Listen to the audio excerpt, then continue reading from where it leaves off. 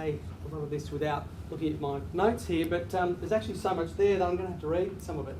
We're having a fascinating conversation beforehand, and Ruth is very well qualified and experienced in this area. So Ruth is a trainer, consultant and business advisor and the director of Assert Consultancy. She works with many organisations and businesses to improve their organisational and workplace performance. Ruth has a Master of Business from QUT and is currently completing a PhD on her favourite topics of organisational culture and change management. Ruth is an Associate Fellow of the Australian Institute of Management and a member of the Australian Human Resources Institute. She's very qualified to speak about today's topic because she's not only been working with teams for about 18 years now, but also spent 2 years running a mediation consultancy and business. So, ladies and gentlemen, she also trains people to learn the skills now in mediation. So, ladies and gentlemen, please welcome with me and joining Ruth Knight. Thank you. Excellent. Right, let's just change this. Get the PowerPoint up.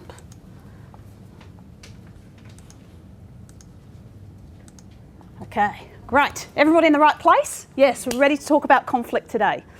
Okay, my name is Ruth Knight, as I was introduced, and excellent to have an hour with you this morning.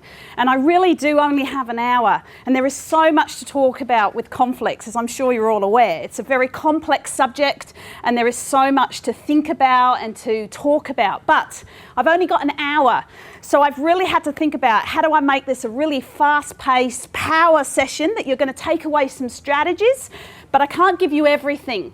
So I've really just trying to touch on the things that I think are going to be really key for you today. So this isn't a lecture, this is a workshop. So have you all got pens and paper? Because I am actually going to make you do some work today. There are pens, spare pens if you need them. If anybody doesn't have paper, you'll just have to share some. You've got some paper or a notepad or your iPad, I don't mind, something, because you are going to do some writing. Share paper, share pens. Okay, now you're looking a very friendly bunch this morning. So if you don't know your neighbour, I'd like you to just turn to your neighbour either side and introduce yourself. You're going to need to. Where are you from? What's your name?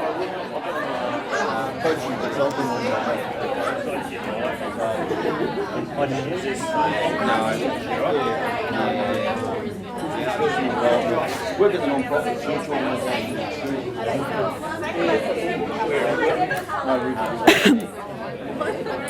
Excellent. Okay, so we've got everybody's very friendly today, so that's cool. We can all speak up and talk, and this is a place to ask questions. But if I do stop you and say let's hold that till the end, that's only because I'm really conscious of the time, and I know what I want to give you this morning. So if there are any burning questions, write them down, and I'll be around afterwards. And I left my business card, so you can call me or email me as well. Okay, so if you feel that there wasn't time to answer your questions, just contact me. Okay, so let's talk about conflict. All right. Now, I'm very qualified to speak about this subject because I have experienced a lot of conflict myself. I've been around a long time now. I'm getting older, and I've been working with a number of organisations, both in England and Australia, in various aspects of the community and working with businesses as well. And there's a lot of conflict that goes on in our world, in our relationships. So I've experienced a lot of that conflict, but I've also worked with a lot of people that are in conflict as well. So I'm pretty sure that you have probably seen some conflict as well. So I want you to the first thing I want you to write down, just think of at least 3 things that happen in the workplaces that you've seen, could be your current one, could be previous, that you've seen happens as a result of conflict. You can brainstorm more than 3, but I want you to just think about the 3 top things. What happens when there's conflict in your workplace?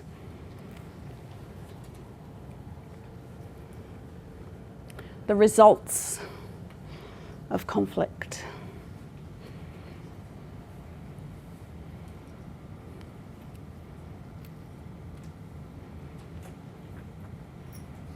Okay, who'd like to tell me something they thought of? What happens as a result of conflict? Shout it out. Staff having days off. Staff having days off, okay. Anybody else? Staff having days off. What do you think that costs your company if staff are having days off? And in fact, the research shows that about 25% of employees say they have taken some days off because of conflict. What does that cost your company? Days off. Productivity goes down. It costs you to actually have them not there. Sometimes you have to pay them money for not being there. Yeah? So days off. Extra stress on the other people because... Absolutely. So put stress on the people that are there. They might be missing customers. They might be not meeting with clients. They might not be doing those things. So then there's a build-up. Yep. What else? What else happens as a result of conflict? High turnover staff. High turnover. How much does that cost your company? You're losing experience. You've got to recruit. You've got to train again. You've got to build the team again. Client contacts can go down. Customer service can go down if you're having high turnover. The morale of the team can go down. In fact, research shows that sometimes can cost you 200% that person's salary by actually losing an employee. Anything else? Poor outcomes. Pardon? Poor outcomes. Poor outcomes for the team, for the productivity. Again, yes. Because when someone's in conflict, what do? Spread it. It goes viral, yeah. Yes. It changes the culture, then you have to manage it and all of that stuff. So it takes a lot of time from you as a manager to deal with it when you could be doing other things. You could be building the business, you could be meeting with clients and customers, then you're trying to manage the team. The productivity of that person because they're not feeling very great about coming to work. They might turn up late, they might go home early. They don't want to mix because they don't want to have conflict. They're trying to avoid it, or they just, they're not good at talking with people. Yep. What else? Come on, shout out a few more things. What happens as a result of conflict? Aggressive behaviour. Aggressive, yeah. Okay, so then we go into the realms of bullying and harassment. What does that cost your company if there's bullying and harassment going on? Time and possibly money. Absolutely. You could go through unfair dismissals. You might have to go to court. You've got to suspend people. If there's actual, because nobody likes aggression or even passive aggression. That's aggression, like physical aggression. You kind of see that pretty easily. But most of this is passive aggression, isn't it? People do it underhandedly, or it's just threats or, things that people don't see obviously. But at the end of the day, it's causing an effect on the team, and it can affect you if you then need to dismiss that person or go through the whole discipline thing. Yep. A couple of other things. What happens as a result that you've seen in workplaces because of conflict? Tension in the atmosphere. Tension, yeah. Just means that what happens when there's tension? People don't want to be around each other. People actually start to avoid communicating with each other. Have you ever done that? Come on, I've done that. If I don't think I'm getting on with someone, I actually just try and avoid them. If I know or I don't know what's going on, but I just think, I don't really want to have to deal with that today. I think I'm just going to go round the other way and try and avoid them. So when there's tension and there's conflict, people tend to get worse at their communication, not better. Okay, it affects it negatively. Yes. And so what we've just talked about is things that are going internally, but what happens to your customers and your clients?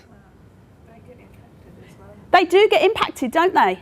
Because if your team is not functioning well, if you've not got a happy employee that's, doing well and being productive and feeling great, because it can actually affect people physically as well, conflict. Who's had stress, headaches, feeling sick, needing a day off just to recover?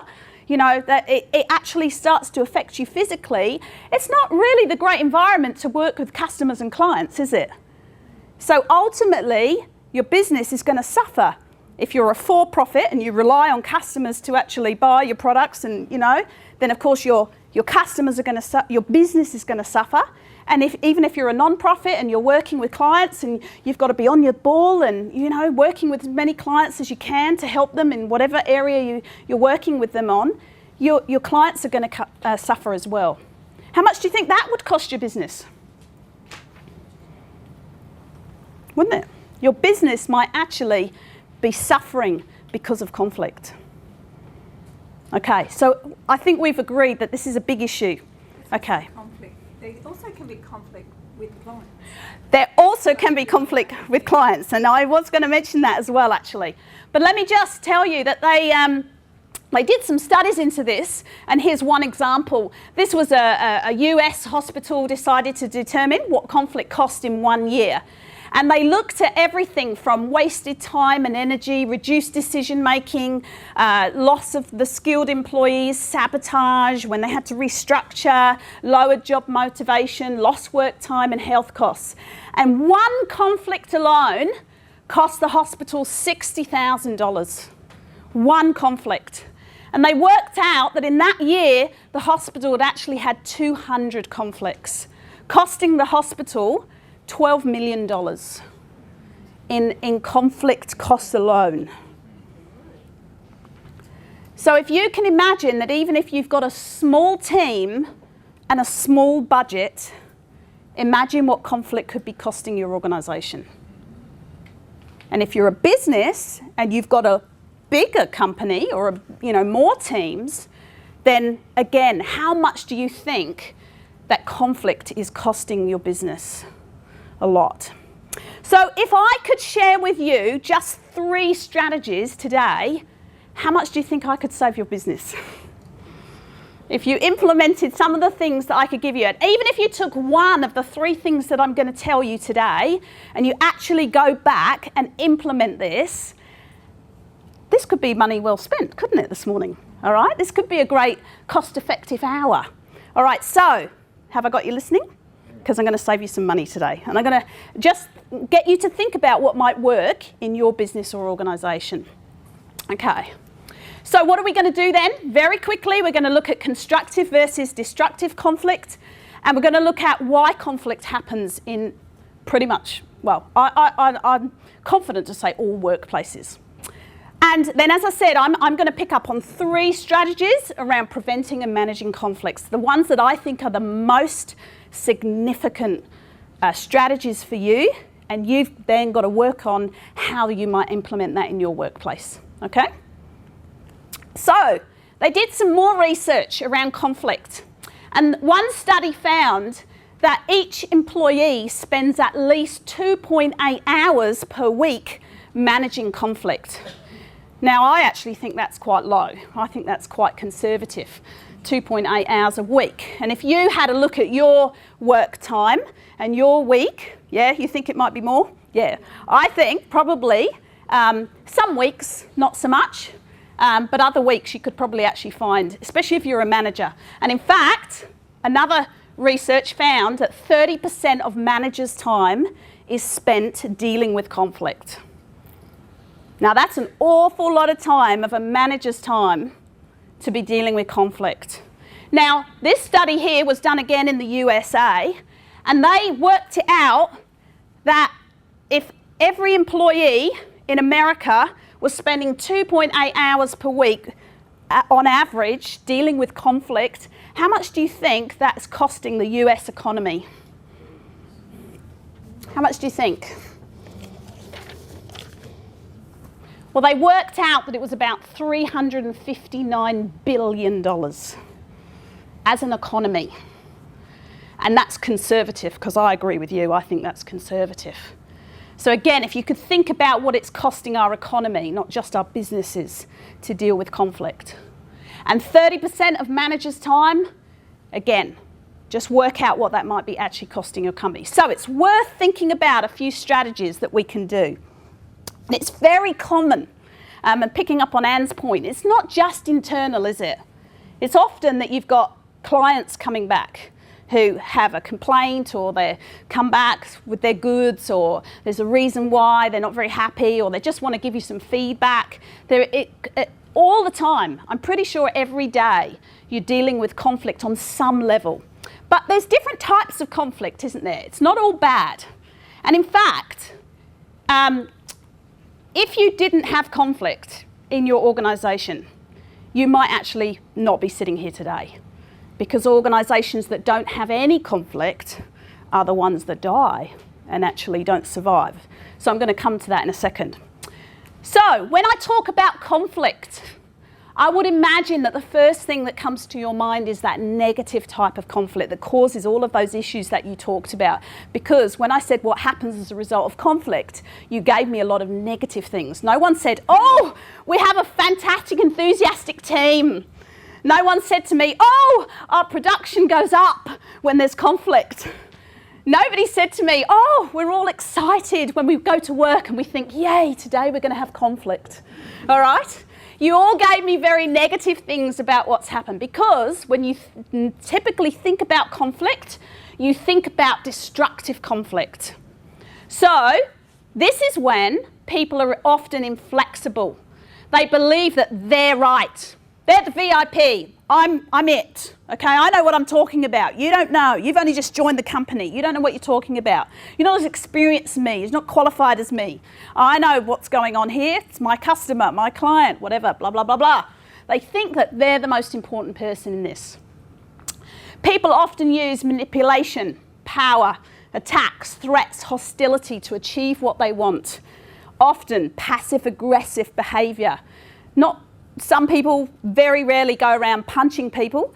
It does happen, but most of the time that isn't the way people get what they want. It's passive-aggressive behaviour. And the most important thing for you to know about destructive conflict is that relationships are not considered as important as the outcome.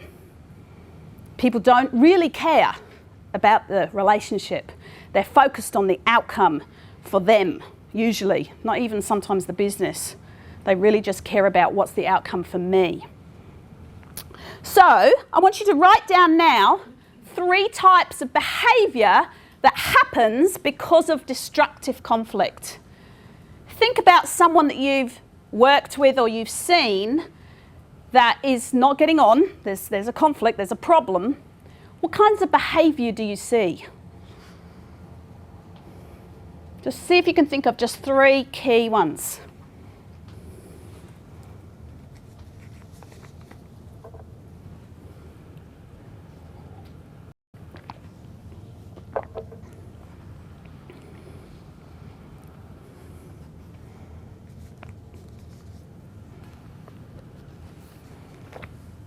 Okay, let's just have a brainstorm.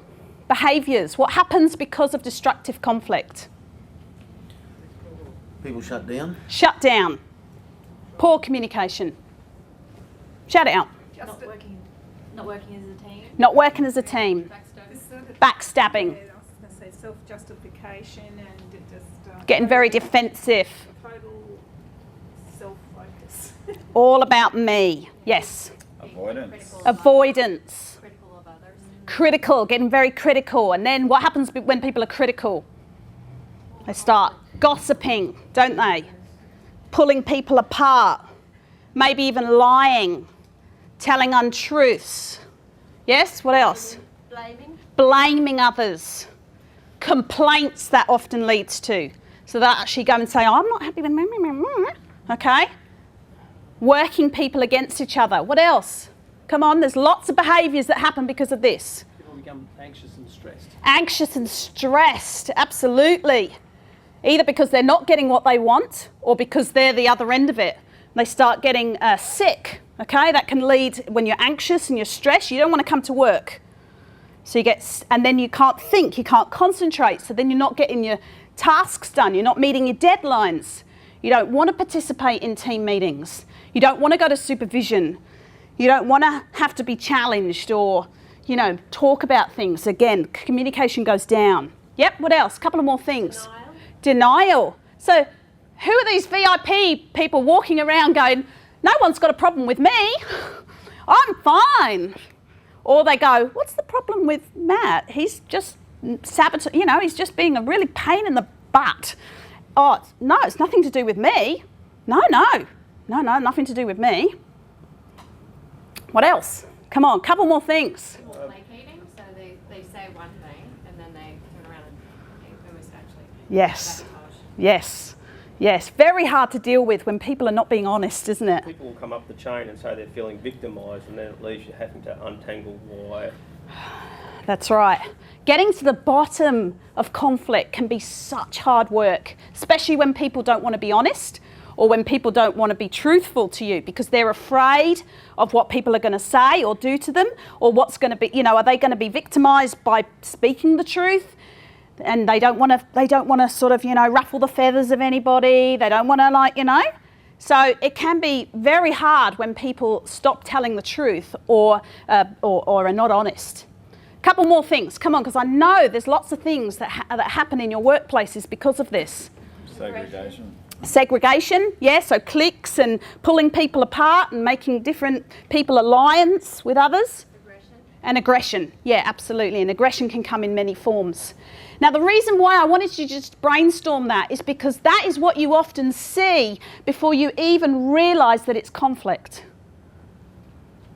You see these pain in the butt people who are going around and causing your life a misery, and you think, what is going on with this person, They don't turn up to meetings and they just keep doing this and that and this. And often we see those types of behaviours even before we realise that there's conflict going on, because people tend to be very hard about telling the truth and not very proactive. And that's what I was talking to you earlier, wasn't it, Craig? That people tend to wait until things blow up before they actually say what's really going on. And then it's not just 30% of your time, is it? Then you'll be going, oh my gosh, this is going to take a week of my time just trying to sort this mess out, and everybody's on stress leave. I've got people off sick, customers are phoning up, and I've got this. So often you will not notice what's going on until things have really blown up. And then it costs you a lot more than just dealing with a simple problem or conflict or a dispute. Okay, so this is what often happens around destructive conflict, but there is a different type of conflict, and it's called constructive conflict. Now, this is conflict. It means a disagreement. It means that we may have a different idea about something. It may be that we don't actually completely agree on something for whatever reason. But what happens in this type of conflict?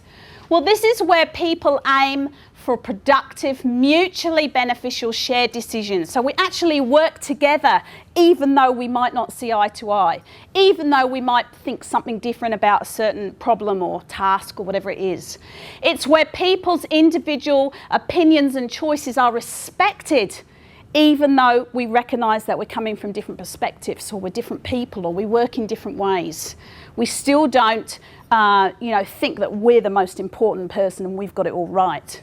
And most importantly, relationships are considered more important than the outcome, leaving relationships intact. Because unfortunately, unless any of you live on Mars, you work with other people. Even if you're a sole business owner and you work from home, you still meet your clients, you still go to networking, you still meet other people. We are a human race where we love connection. So I very much doubt there's anyone here that is sitting here saying, I am not in contact with anybody, okay? And when you're working in a team and you go to work every day and you've got a supervisor and colleagues and clients, pretty much most of your time is spent communicating and having relationships with people. So the most important thing about constructive conflict is that you consider relationships more important than you being right. So very quickly, 3 behaviours that you would see in your organisation if people were having constructive conflict. Very quickly, write that down. 3 behaviour. What's the difference? What would you see in your organisation if people were working to this kind of values?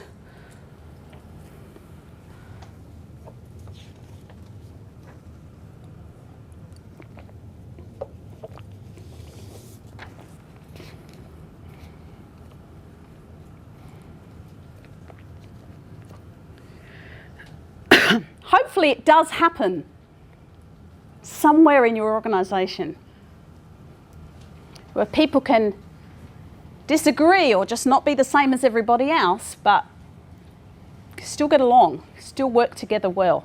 Okay, just throw out a couple of ideas then. What's happening in your workplace when people are having constructive conflict? Listening. Listening. Open. Compromising. Going direct. Going direct. Going direct to people, yes, not all the way round them. Innovation. Innovation. Empathy. Empathy. Resolution. Coming up with agreement. Agreed decisions. Sense of being valued. Sense of being valued. Yes, I'm respected.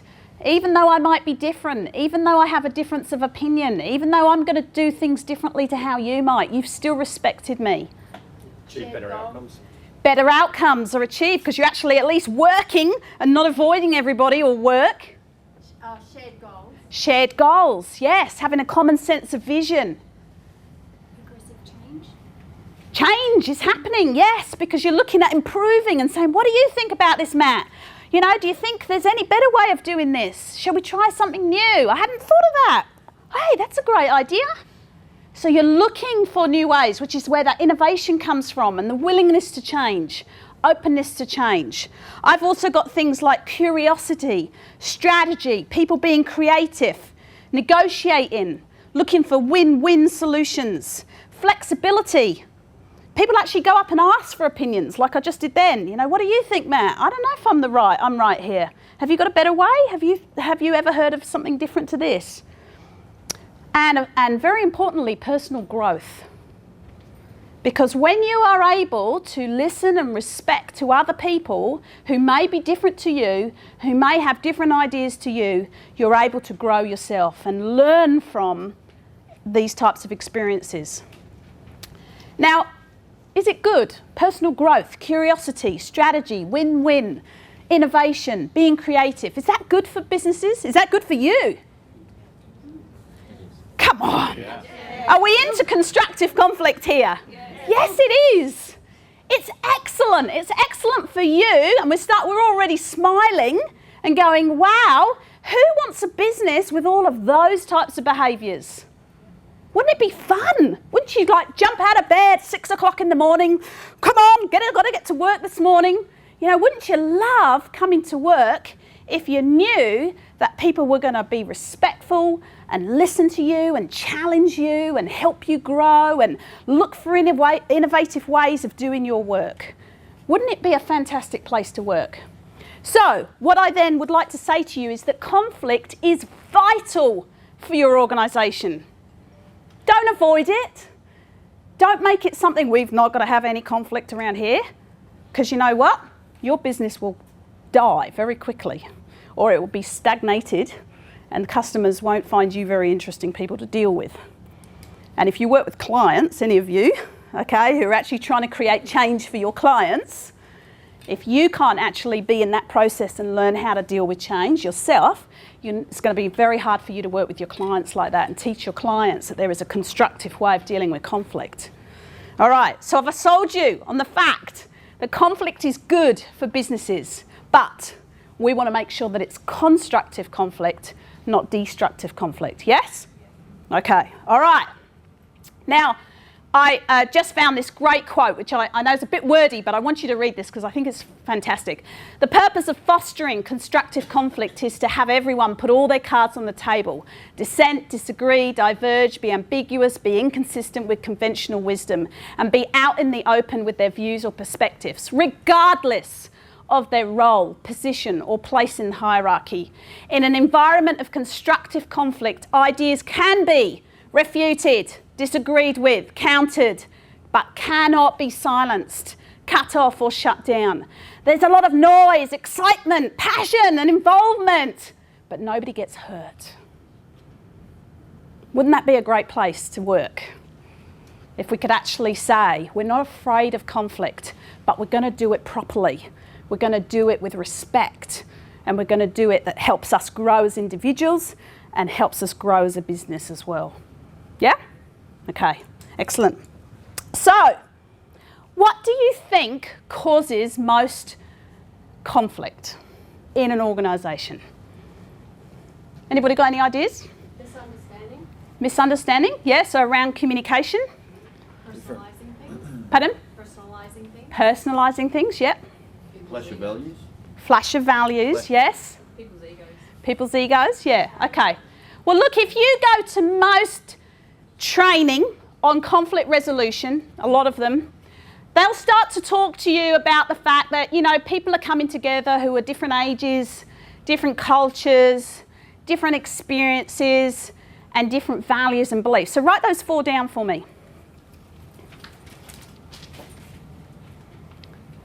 And what I want you to do is I want you to say or tell me in the order of most influential. So, you know, which of those do you think is most likely to cause conflict in your organisation? Just write down 1 to 4 for me. Just.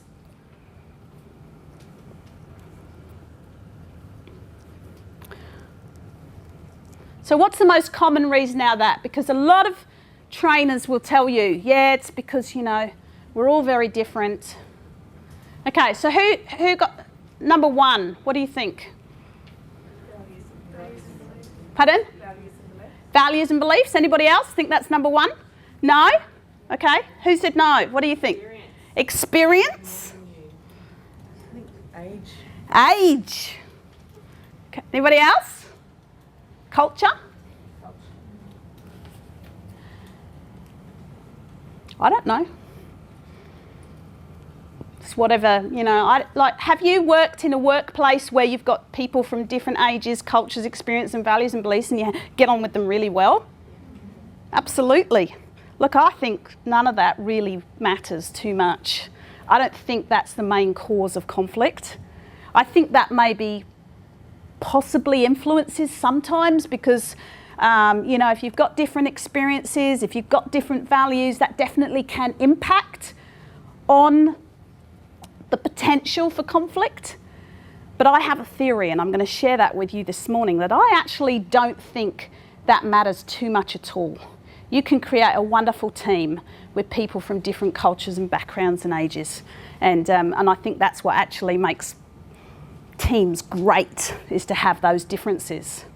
But I've got a theory that there are 2 much more important things that influence destructive conflict. And the first one is needs.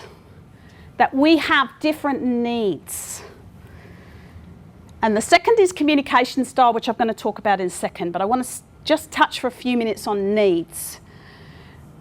And again, as I said, I think, you know, that our age and culture and experience and values impacts on those needs. But what are needs? What do you think when I say about the needs that you have at work? Someone might need praise, whereas others don't really need that recognition. Yes, yes. So that's an internal, intrinsic need that you have, okay? And I'm not really just even talking about salary. Although, why would someone say, I need to have a good wage packet, I need to have my pay today? Not because they need money. Why? Obligations, you know, their obligations to pay mortgages and put the kids through school and all of those sorts of That's very lovely. And why is that then? Go a bit deeper. Security and status. Yes. Yes, that's right. So if you go deeper than that, you'll actually find that the reason why they need money to pay the mortgage and go to, you know, put their kids through school is because they need a sense of security. They need a sense of, you know, status. Yes, if they're going to an expensive school, or, you know, they want to provide for their family. It's much, much more deeper than just wanting a pay packet, because half of you work in non-profits. Do you work in non-profits for your pay packet? No, you don't, Mick, do you? No. If you wanted a nice salary, I'm sure you'd go to a different organisation or a business, okay? Most of us who work in non-profits don't work there just for our pay packet. And in fact, if you even spoke to most of you who are working in businesses, the pay packet, and they've done a lot of research on that now, is not the most motivating factor to have a job. There's a whole lot more intrinsic stuff and needs that you need to have satisfied. And the pay starts to not be so important. Okay, so needs are the intrinsic things. And I was thinking about, well, how do you identify a need? And I thought, you know what?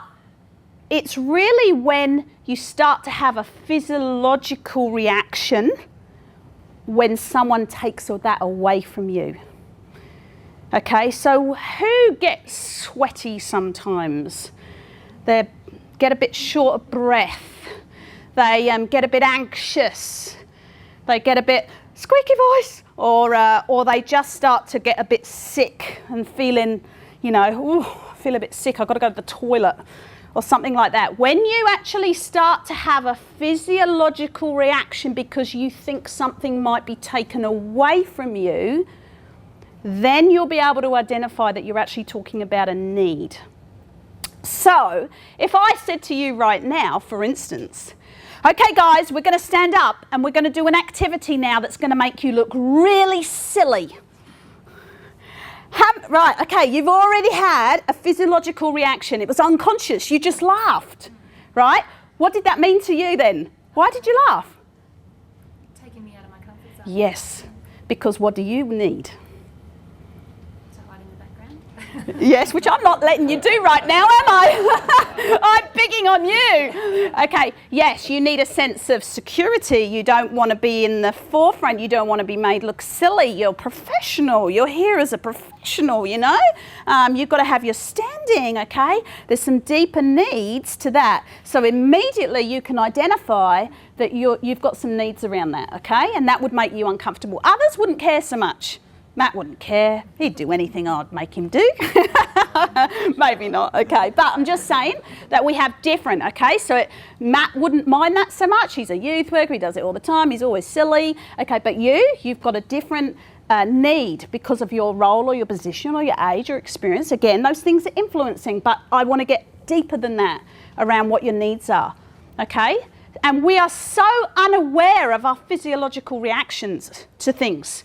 Well, it's unconscious when you get short of breath and you get sweaty palms, or, you know, you start to feel a bit queasy and stuff like that, or you get in work when there's conflict going on, you start to go, I don't want to see that person because I'm going to start, you know, not talking correctly. I'm not going to get my words out. I'm going to go all anxious, even though I might not show it inside. That's what's happening to you. Now, Jill was just telling me that she's been to some mindfulness, and I'm sure you're touching on this, that when you start to think and be more mindful of how you're reacting to things and how your body is reacting, especially to conflict, that's when you start to get in touch with what your needs are. Yeah? I wanted to recommend a TED Talk. Do you love TED Talks? I love TED Talks. Okay, has anybody watched the one by Alan Watkins? It's called Being Brilliant Every Day. I watched it recently, and it's got some great ideas in there about how your physiological reactions to things affects your performance. And his talk is how to be brilliant every day. And the crux of what he's saying is that you need to get control of your physiological reactions and your emotions. It includes your emotions, okay, because when you're in control of your emotions and your physical reactions to things, then that means that can actually affect your performance, okay. So have a watch of that TED Talk just to gain some more insight into that, but it's very important. How are we going? All right, so, and we're going to come back to communication style in a minute, but I want to do just a little bit on a little bit more about needs, because I want you to understand the link between constructive conflicts and needs. Constructive conflict operates under the belief that all people have important needs, that your need of sitting and being safe and not being made a show of and not being out of your comfort zone is important to you. It might not be as important to me because I'm used to being up here and this is what I do. But to you, that's important. So you know what? I'm not going to make you look silly.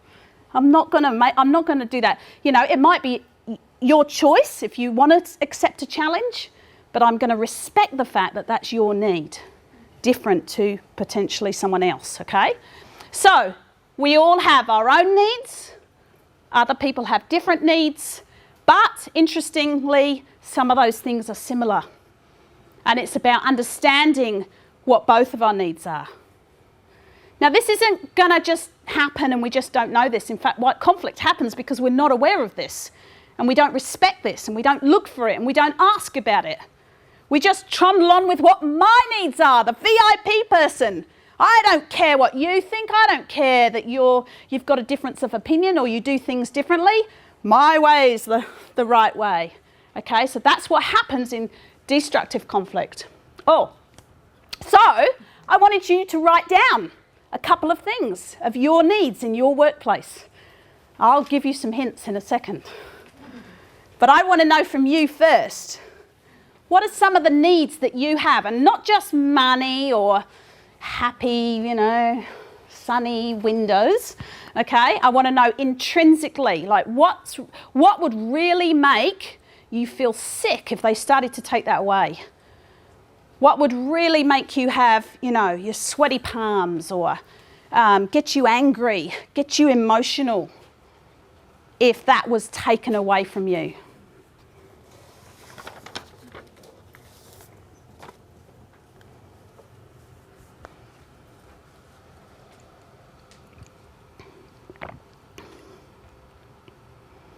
And maybe another way of looking at this is, what would you fight for?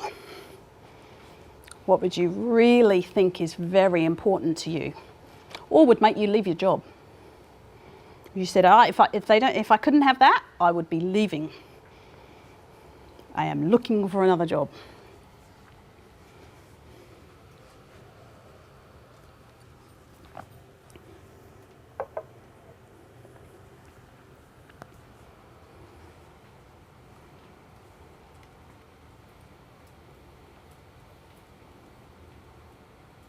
What's really important to you at work?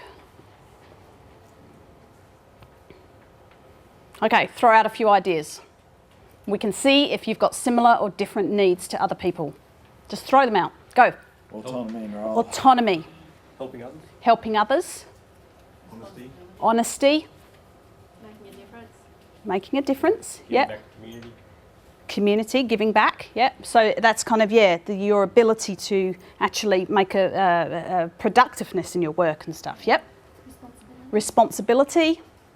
Mutual respect. Mutual respect. Values. Values. Okay, what particular value though? Tell me. Personal values. So Tell me one. What would you really fight for, Mick? What would you say? If that wasn't in my organisation, I would not be there. That would make me have a sick day. it goes along with morals and. Tell me one. Yeah, Just so- one. What's really important to you? Well, I suppose things being legal. Legal, yeah. So being more legally right, correct. Okay, yeah. Okay. So knowing that you've got moral rights and legal rights. Okay. Unjust or something like that. Yeah. Okay. These are the things that I want you to really think, because everybody's got values and beliefs. That's what I said. Everybody's got values and beliefs. But I want to know what makes your palms sweaty if you think that's not happening. So if somebody told you to lie or steal or, in your instance, okay, is that going to make you go, oh, I can't do this, can't do this. No. So you've got a need. There's an intrinsic need to be honest and correct. Genuine care for others. Care for others, yeah, okay. I mean, this is like your clients and that's Yeah, well, hopefully it's your colleagues too. Okay, but again, I think we need to drill down a little bit more. Drill down. What's really important to you? Ownership. Ownership, yeah? Loyalty. Loyalty? Respect. Respect. Okay, I'm going to give you a couple of ideas because we're short of time. Okay, these are often the needs that people have, and I think some of you still need to drill down a little bit more about what your real needs are, okay? Because we're still looking a bit surface here. All right, but things like power and control are the two most common reasons why conflict happens, because someone is taking away control or someone is trying to take some power away from you. And I'm not talking about just, I'm powerful. I'm talking about just power. You need to be in control of what's going on. Somebody said autonomy, responsibility. All of that is connected to power and control.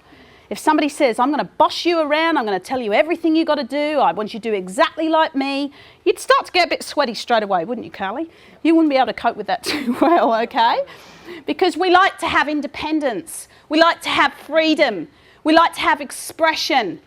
The compassion, I think that you were talking a lot there about caring for others. If you work in a non-profit organisation, often you'll have those, values around compassion and dignity. But we need safety. So if there's passive aggression going on or fully physical aggression, how do people start seeing a lot of sick days happening in your team? That's the first thing you do as managers when you see a lot of sick is being taken. You say, what's going on here? Somebody's not feeling safe. Somebody is not having their needs met right here. But we like to be challenged. And we like to be happy and content, okay? Now, some of you already know that Abraham Maslow, if you want to go and have a look at sort of human needs, Maslow is a great one. And the other guy is Manfred Max Neef, has talked a lot about human needs. So if you want to have a look at, the theories around human needs, not just, and the basic ones are obviously food and water, but I'm talking about a much higher level here because you're already fed and watered. We had a beautiful breakfast this morning. So I know that your basic needs are met. We don't live in a third world country here, thank the Lord, okay? But what I do know is that if you are fed and watered, then you have needs that are much higher than that. And if you've got a high turnover in your team, then you start thinking about what needs are not being met. Because you know what? If all of your needs are met, and this is a really great place to work, who wants to leave?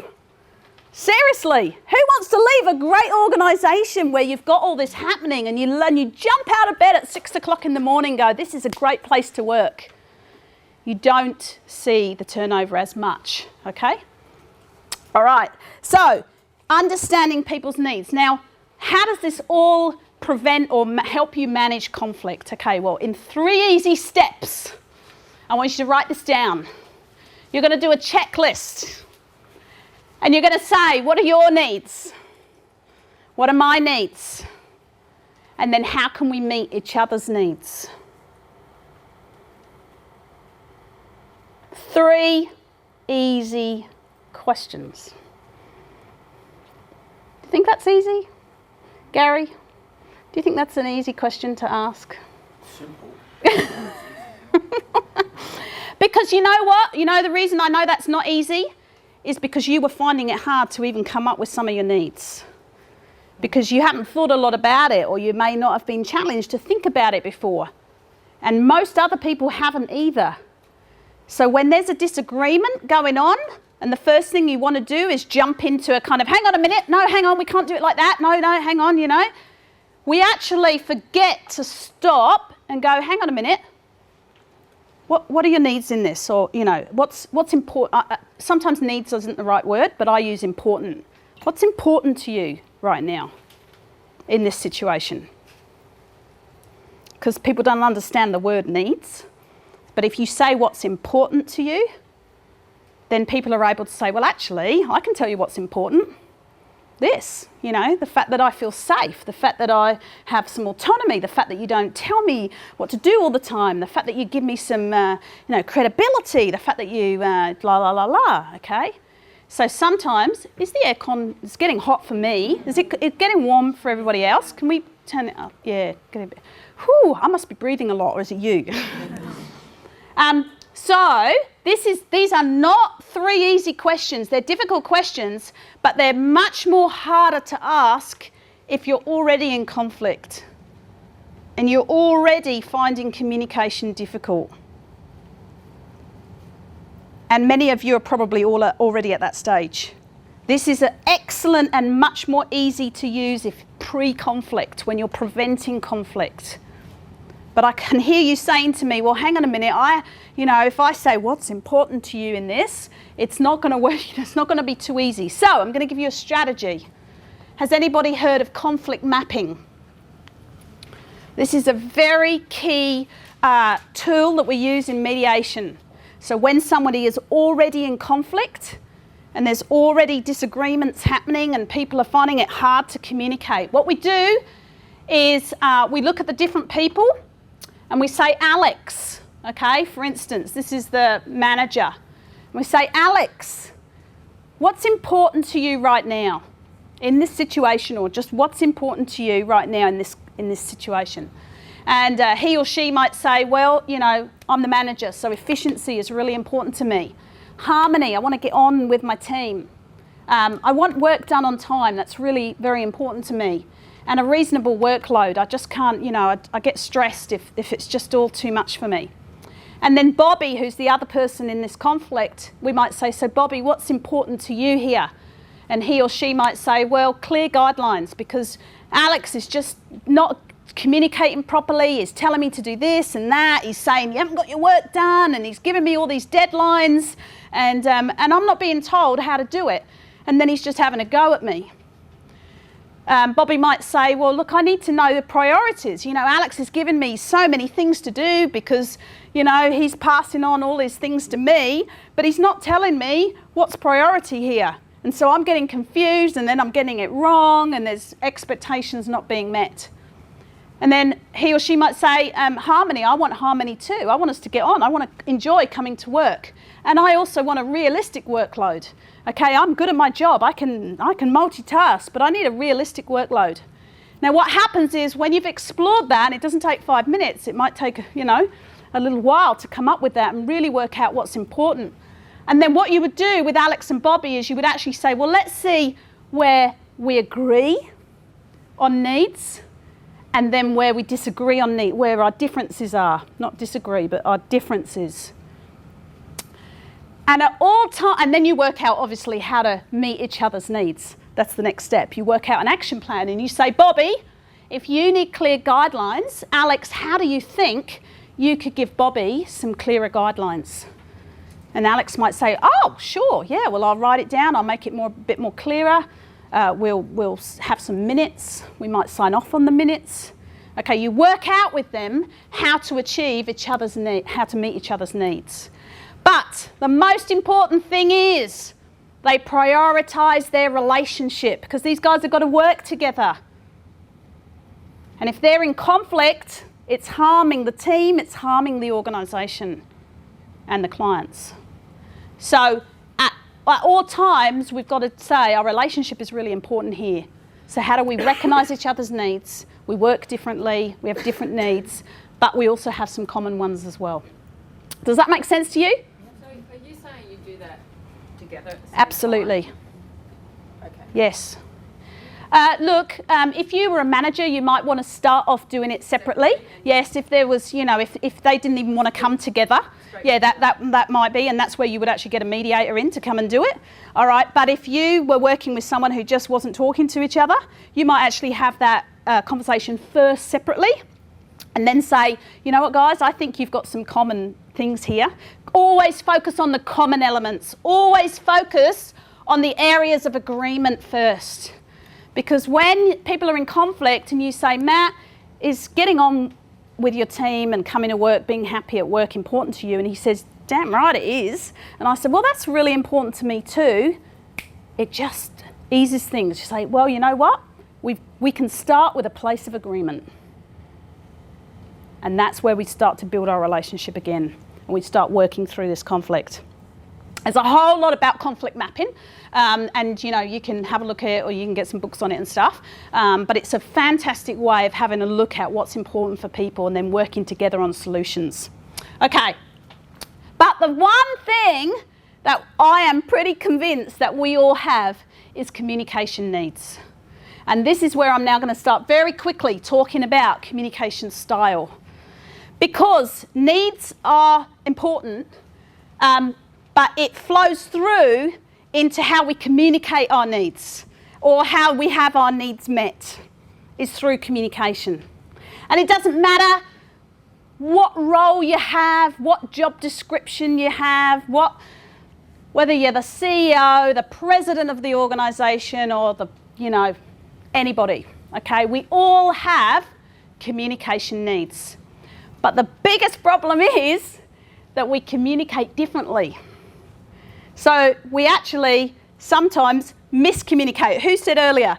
Someone said we miscommunicate, or we don't communicate well enough to actually get our needs met. Okay, so this is a really big problem for us. So I wanted to ask you, write down a number between 1 and 10. Now hang on, let me tell you what that means. 1 is our workplace culture doesn't give a rat's anything about communication, and you can sense that. There's no communication going on in our organisation whatsoever. And number 10 is our organisation loves communication. We communicate really well, really effectively. There's always people being honest and good at communication. Okay, where does your organisation sit right now? Tell me, between 1 and 10. Really poorly or amazingly, brilliantly, couldn't get any better? 10 out of 10. What do you think? Could you top that up for me, please? 1 to 10. Okay, who's in the 1 to 5 category? Come on, be honest. Okay, a couple of you. Who's in the 5 to 10? Okay, good. Anybody 10 out of 10? So you could all improve. All right, some of you more than others. Now, the reality is that I believe, this is my theory, Ruth Knight's theory of communication, is that if you are in the 1 to 5 number, there's a lot of conflict going on in your organisation and you're not working as effectively as you could be. Okay? Let's just be honest, because, you know, this is about being honest, right? You've got work to do to improve your workplace culture. If you are in the categories of 5 to 10, you're doing a lot better. But no one said you were doing 10 out. No one said they're doing 10 out of 10. So you have obviously realised that communication is not at its optimum right now. Imagine what could happen if you got better at communication. Imagine. Wouldn't it be an exciting place if everybody was talking to each other and giving each other clear guidelines and telling each other what's going on and, you know, just being really fantastic with communication? I pretty much assure you there would be less conflict. But, again, it has to be done in the right way. So this is a great quote. Communication is the basic thread that ties us together. Through communication, we make known our needs, our wants, our ideas and our feelings. The better we are at communication, the more we are at achieving our hopes and dreams. And I also include needs in that, because that's your needs, your hopes and your dreams. So the better you are at communicating, the more likely you're going to get your needs met and the more likely you're going to achieve other people's needs. Okay? You're going to meet their needs as well. So communication is critical. Now, if you then think about, so does everybody agree that communication is really important in your organisation? But when we look at research, we find that 47% of employees say they don't receive the information they need to do their job. That's pretty much half of people who are working in your organisation don't get the information they need. 65% of organisations experience major interdepartmental communication problems. What's going on here? And 54% of employees say their performance reviews are useless. And I'd actually challenge that. I think it's more. Are your performance reviews wonderful? Most people say they're useless or not very good. So, we've established, and in fact, I think, no, there's another thing that I found, that about 85% of very successful organisations say that communication is one of the most important things in their workplace culture. So if we have recognised that communication is so important, we know that it has a big impact on you as individuals and you and the business as a whole, and yet we're pretty useless at it. No wonder there's conflict. No wonder we're not growing and we're not the most successful business on the Gold Coast. No wonder we haven't got funds and corporate donors coming out of our ears. No wonder, because we're not communicating with them effectively. Because I'm not just talking about internally, I'm talking about externally as well. Just communication as a whole. So guys, have we got some work to do? We really need to work on this communication. So, I just have this little funny here.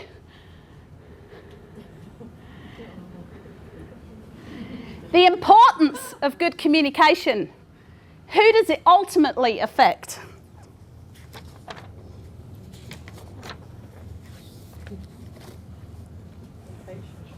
Pardon? It affects everyone, but ultimately it affects your clients, your customers. And they are pretty vital to your business, aren't they? If you don't have any clients or customers, you won't be around for too long. So the importance of internal communication is going to have a direct outcome or ultimate effect on your external communication. So start by working internally to make the impact outwardly. Okay, so very quickly, I want to talk about something that can actually help you with this. This is a strategy that I use, and we're going to have a masterclass for a few people afterwards where we're going to go through this. It's called the My Communication Style Inventory. It's based on the concept of personality styles. Many of you may have done the Myers-Briggs. It kind of comes on that kind of thought around the fact that we have different personality styles. And Carl Jung was a Swiss psychiatrist, and he believed that there were certain personality traits. Sandy can tell you all about this. She's a Myers-Briggs guru on that, okay? And basically, the idea is that we have different types of personality styles. But they went one step further than this and said, well, actually, those types of personality styles affect the way that you communicate. And they theorise that there are 4 types of communication styles. That is manifestation of our personality.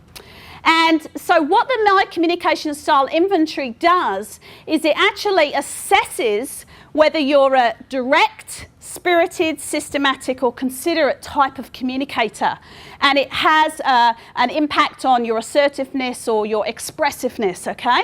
So as you can imagine, spirited, who can guess mine? I'm a little bit of a spirited person here because I've got high assertiveness, but I've also got high expressiveness, okay? Other people don't. They're more low expressiveness or low assertiveness, so they might be more systematic communicators. Direct people are more high assertive, but low expressive. And similarly, considerate people are low assertiveness and high expressiveness, okay? So, you know, you might already have a thought about, well, where would I sit in that? But this is an inventory that takes about 15 minutes and it pinpoints you pretty accurately, okay? Now, how does this, what does it do, this inventory? What it does is it teaches you about the different styles and what are your strengths and what are your weaknesses. And it helps you to self-reflect. Because again, you know, we just communicate differently. That doesn't mean that you're right and I'm wrong. It doesn't mean that I'm right and you're wrong. You know, it just means that we communicate differently. And we need to understand how different people communicate.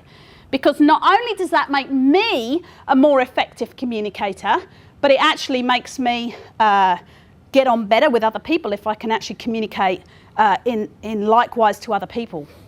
Okay, so that's just an example of what you get out of the inventory. So I wonder, how does this help you prevent and manage conflict? Well, I thought, you know what, I've been talking for a few minutes now. I might actually get to do a bit of a case study with you and ask Carly, who we've been working with, I've been working with Carly for a little while now, and we actually did this inventory a couple of months ago, didn't we? Yep. And because we were talking about communication and how you were getting on with other people and how you could be more effective in your role. And so I did this inventory one-on-one with her. I like to do it in teams, and I've actually done it in teams, but you weren't there that day. So I have done it with Ohana for Youth as a team, and I think it's actually really good if you can do it as teams, but you can do it just as effectively as a one-on-one. So Carly, come and introduce yourself. Just tell us very quickly in one sentence what organisation you work for and how many in your team. I'm Carly, I'm from Ohana for Youth, and there's about, how many? 30 odd. About 30 in our team, but spread over the Gold Coast. So probably about 10 in each office. Yeah, 3 offices. Yep. So you've got one team leader who's your direct supervisor, and then you've got an overarching manager as well. Yep, and then we have the CEO. And then the CEO as well. 3 different sections, so that's just for the youth connection. Yeah. So on a day-to-day basis, you've got you're communicating with a lot of your team at different levels. Yeah, you are. I mean, generally it's just our team on the floor, and we kind of, you know, miss each other quite a bit, and we normally just bump into each other. But then with certain things, we have to obviously speak to a higher boss. So. Okay, all right. And you've got a big client load, so you work with young people at risk who are not exactly the easiest of clients. So how many clients would you work with? How many are on your books? Well, altogether, we look after about 800 a year, so probably about, at any given time, 25. 25 to 30. On your case, so you're working with 800,000 kids a year in group situations, in one-on-ones and everything. Okay, you got the whole thing going on here. All right. So first of all, tell me, before we did the inventory, were you aware of how you were communicating with others and what was going on? No, I just thought, I get on with everybody. I'm just a friendly person, and and I couldn't. There's certain people that I couldn't understand why I felt kind of a little bit intimidated maybe, or didn't know how to communicate with them, and I just didn't know what, I thought it was me. I thought, oh God, maybe I'm just a bit weak in some areas. That's what I thought. And I knew that it wasn't the other person or whatever either, and I just couldn't work it out. So so your personality style is to actually go, there's something wrong with me. I'm not doing this. What am I doing wrong? So so that's why, again, we had a look at this inventory and we said, well, let's look at how you're communicating, and then we might be able to detect how the other people are communicating with you. So what happened when you did this inventory? Well, I realised that there were different personalities, but different communication styles, and then I realised that my communication style would probably really annoy the other person's communication style, and then I thought, hang on, we're completely opposite, and because I'm spirited. Let's go. Where are you? Mostly spirited and pretty much considerate, where the other person was mostly direct. And a little bit systematic, so it was completely opposite. And then I realised now that I don't, instead of beating around the bush, I just have to get to that person directly, tell them what I want, and they love it. And they're like, okay, good. So I'm like, oh my God, okay, we just communicated. That was it. So it was awesome. So has it made a difference to the way that you're communicating with your team? Yeah, I feel that when I'm talking to people on a higher level, that I feel respected, because I'm communicating with them the way that they want to be communicated with, instead of like getting all flustered and beating around the bush and I don't know how to say this to them. I just say it, and then he's better. Now, let's just say Carly already has a natural ability to do what is needed in the situation. Other people might not be, that might not come as easy, and they have to kind of train themselves. If their supervisor is a direct person, they have to train themselves to be a bit more direct. Carly kind of is able to do that pretty well, we've figured out, okay? But it is about that knowledge that and has now given you so much more confidence to go to your supervisor or your colleagues, not just your supervisor, but everyone. And friends. So it's had a great personal impact as well, because you've been able to see in your personal life how people are communicating and how to get the most results that you want, because it is about you getting results. Absolutely. And your relationships have improved as a result. Absolutely. Great, awesome. Okay, big thumbs up to Carly. All right, so thank you for that. And, I just wanted you to hear someone who's actually put this into practice and done this and realised. So, communication is the glue that holds an organisation together. The ability to communicate enables people to form and maintain personal relationships. And the quality of such relationships depends on the calibre of communication between people. So, Carly was communicating before we did this, it's just that she could get better at what she was doing, and it's had a amazing difference to the way that she communicates with her team, with her clients, with her people in her personal life, as well as a added bonus, okay? So really you can see the knock-on effect of spending time. So imagine if you could just spend some time in your organisation training people how to be good communicators. What difference do you think that could make within your team? Probably a massive difference, couldn't it? Just that one thing alone. So I want to ask you this challenging question, and you don't need to shout out the answer. Is your workplace culture influencing how people communicate constructively when conflict occurs? Does your workplace culture encourage openness, honesty, difference of opinion, creativeness, innovation, talking things through?